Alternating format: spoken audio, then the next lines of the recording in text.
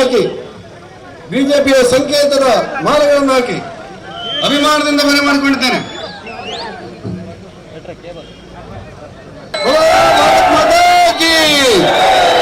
ಭಾರತೀಯ ಜನತಾ ಪಕ್ಷಕ್ಕೆ ಶೆಟ್ಟರವರಿಗೆ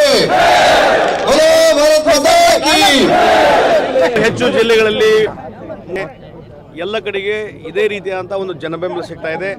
ದೊಡ್ಡ ಪ್ರಮಾಣದಲ್ಲಿ ಭಾರತೀಯ ಜನತಾ ಪಾರ್ಟಿ ಸಭೆಗಳಿಗೆ ಜನ ಸಾವಿರಾರು ಸಂಖ್ಯೆಯಲ್ಲಿ ಬರ್ತಾ ಇದ್ದಾರೆ, ಬೆಂಬಲವನ್ನು ವ್ಯಕ್ತಪಡಿಸ್ತಾ ಇದ್ದಾರೆ. ನಾನು ಈಗಾಗಲೇ ಹೇಳಿದಾಗೆ ಇವತ್ತು ಸ್ಪಷ್ಟ ಬಹುಮತ ಕಡೆಗೆ ನಾವು ಹೋಗ್ತಾ ಇದ್ದೇವೆ. ಮುಂದಿನ ಚುನಾವಣೆಯಲ್ಲಿ ಸ್ಪಷ್ಟ ಬಹುಮತದಲ್ಲಿ ಭಾರತೀಯ ಜನತಾ ಪಾರ್ಟಿ ಅಧಿಕಾರ. ಚುನಾವಣೆ ಬಂದಾಗ ಈ ರೀತಿ ವ್ಯಕ್ತಿ ಚಾರಿತ್ರ್ಯವನ್ನು ಹರಣ ಮಾಡುವಂಥ ಕೆಲಸ ಈಗಾಗಲೇ KJP ಅವರು ಪ್ರಾರಂಭ ಮಾಡಿದ್ದಾರೆ. ಧನಂಜಯ ಕುಮಾರ್ ಒಂದು ಕಡೆ ಒಂದು ರೀತಿ ಅದ್ವಾನಿ ಅಂತವರಿಗೆ ಆಪಾದನೆ ಮಾಡ್ತಾರೆ, ಯಡಿಯೂರಪ್ಪನವರು ಕ್ಷಮಾಪಣೆ ಕೇಳ್ತಾರೆ. ಇದರಲ್ಲಿ ಅರ್ಥನೇ ಇಲ್ಲ.